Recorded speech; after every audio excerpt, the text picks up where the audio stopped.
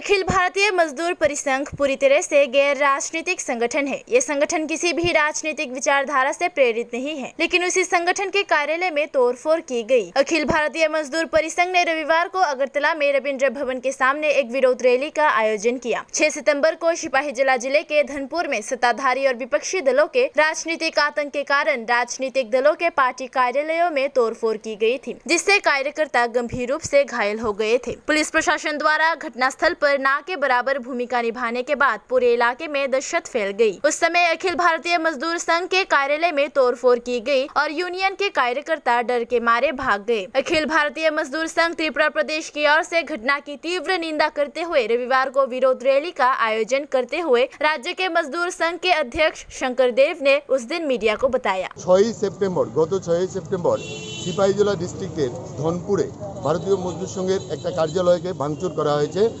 যারা ওই সময়ে একটা রাজনৈতিক দলের মিছিল চলছিল, মিছিল থেকে এসে আমাদের কার্যালয় ভাঙচুর করা হয়েছে। প্রশ্ন হচ্ছে ভারতীয় মজদুর সংঘ হচ্ছে অরাজনৈতিক সংগঠন।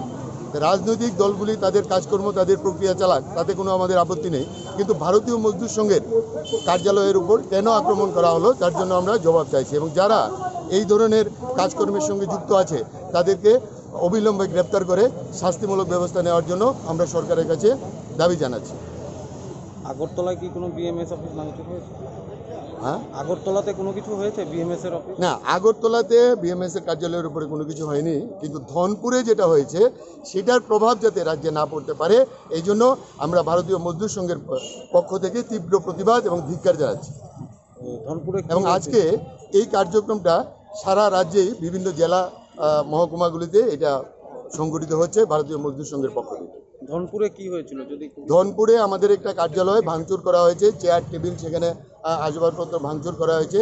যারা ওই সময় যারা কয়েকজন কার্যালয়ে ছিল তারা ওইখান থেকে দৌড়ে চলে গেছে। বিষয়টা পুলিশে জানানো হয়েছে? হ্যাঁ, পুলিশে জানানো হয়েছে, এফআইআর করা হয়েছে। আমরা দোষীদের শাস্তিমূলক ব্যবস্থা নেওয়ার জন্য সরকারের দৃষ্টি আকর্ষণ করছি। কি নাম আপনার?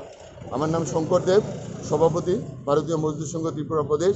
আমার সঙ্গে রয়েছেন তপন কুমার দে, সাধারণ সম্পাদক भारतीय मजदूर संघ त्रिपुरा प्रदेश एवं अन्य कार्यकर्ता।